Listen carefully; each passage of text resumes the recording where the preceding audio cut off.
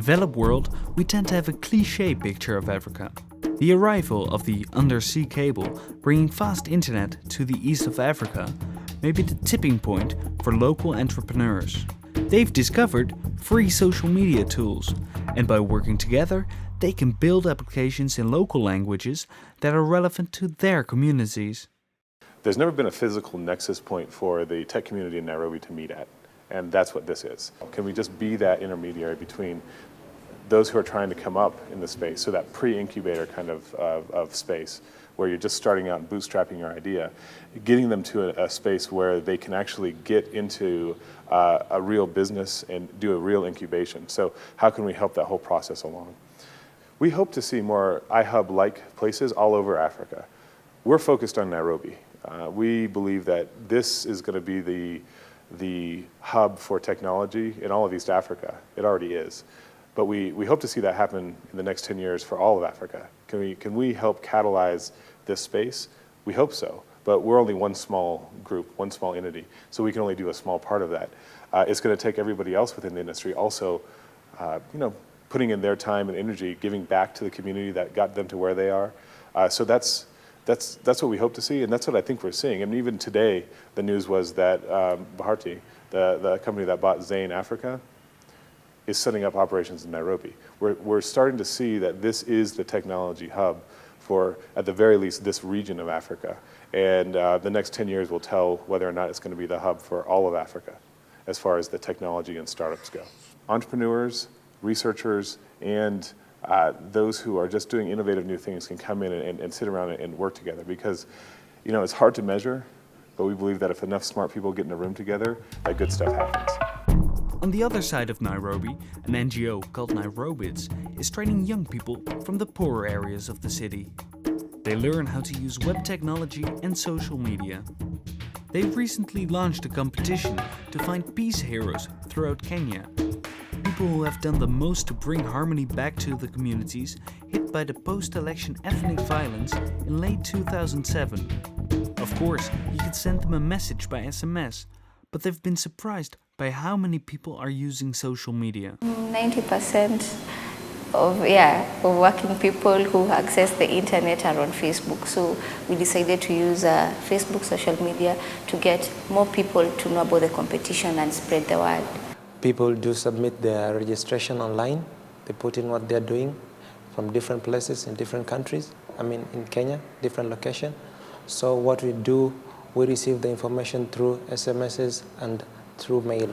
And then we take the information, we edit the content that are there, and then we update it on the website.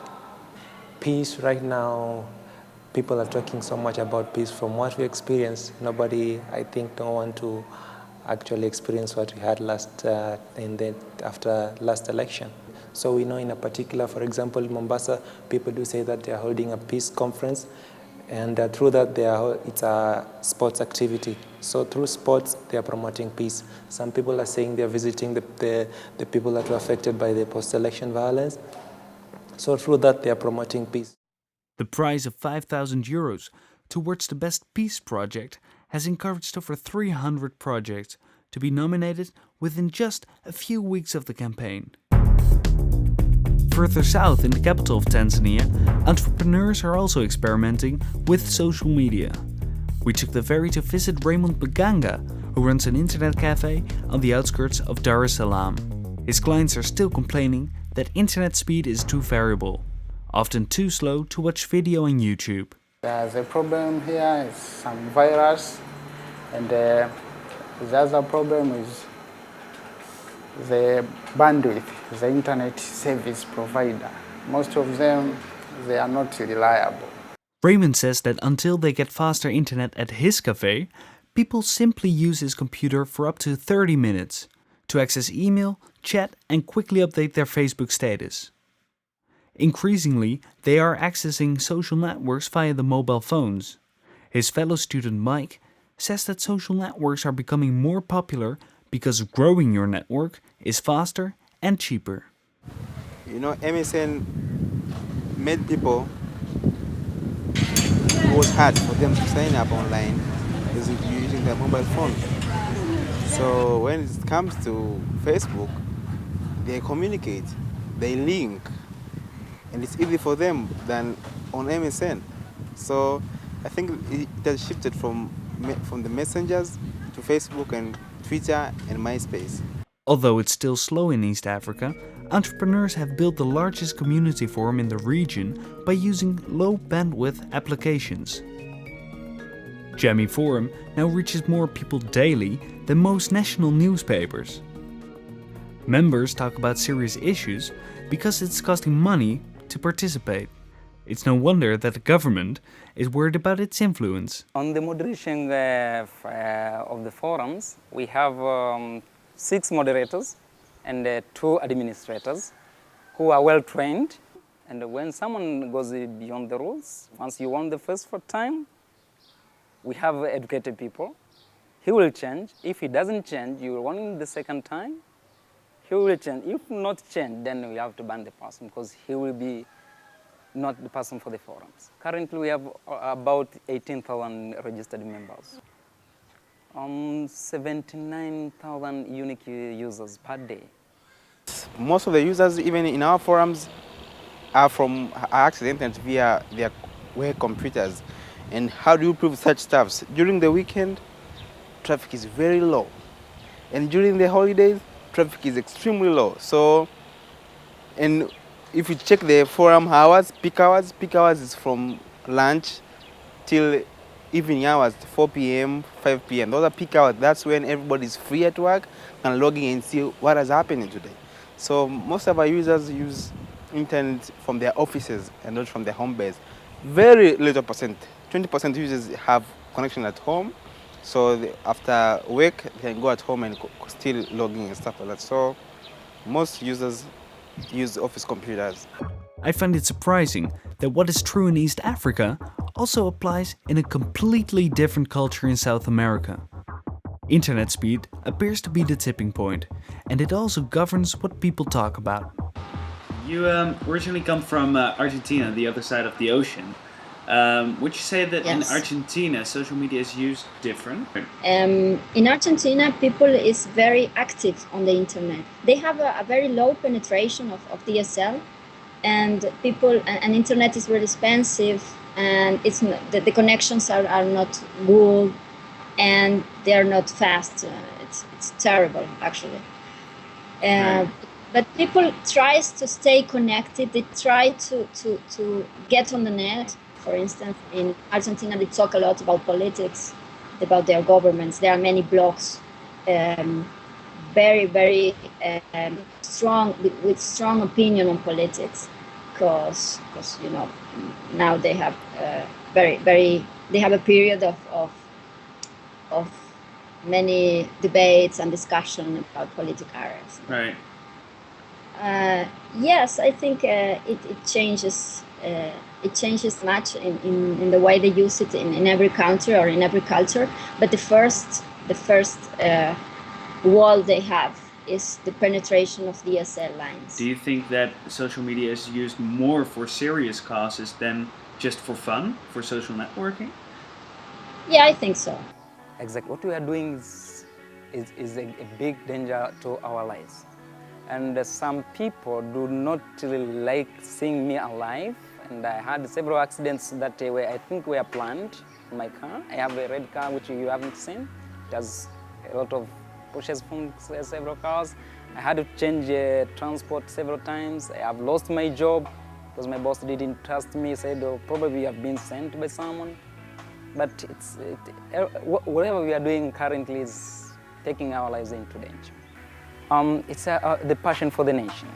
Currently, if not me, then who will do it? Because everyone fears, they think these corrupt people will kill them or will probably take their relatives to wherever, because several people in Tanzania are dying without knowing where are they and without seeing their bodies. Mobile phones and social media are also making life safer in some countries, because it's possible to pay bills via SMS instead of carrying cash. Well, mobile devices are taking the place of bank accounts in many countries, so we're seeing people get their first ever savings account, so to speak, on their phone instead of having an actual bank account. So the telecoms are, in a sense, becoming like banks. The cool thing about mobile devices is it enables person-to-person transfer quite easily with small amounts with very low transaction costs. And so you're seeing a cashless society develop in some parts of the world. People can pay for their day-to-day goods in Kenya via mobile phone. When a thief pulls someone over to steal money from somebody in Kenya, they actually steal their phone now instead of their wallet, because that's where their money is. So, I think that's important for Kiva, because one day we'll be able to transact more directly to people over their mobile devices instead of sending it to organization and then giving it out in cash, which is quite costly and dangerous. At the 2010 Mobile World Congress in Barcelona, I attended a press conference held by John Landau. He's the film producer of Titanic and Avatar. He doesn't expect people to watch his films on the phone, but he does think it's an excellent way of crowdsourcing response. That people who 10 years ago did not have phones in their homes now have mobile devices. And they're really, it's a part of their lives. And how do we communicate to what is a growing audience? As it relates to working with young and up-and-coming filmmakers, I think we have a responsibility to do that, because I think as a filmmaker, you're only as good as the feedback that you get. And then it's up to you with how you interpret that feedback and what you do with it. I think that doesn't change as you get older as a filmmaker. We utilize screenings where we bring in our friends and our peers, on a film like Avatar, to share it with them, because you lose, objectivity when you work on a film, and it's through the outsiders that you gain a sense. And if I can contribute to one or two, people at the start of their career, I'd be very happy. Hollywood is trying to stay ahead by adopting technologies like 3D, which are too expensive for the general public to copy. That's not the case with the music industry, who appear to have lost control.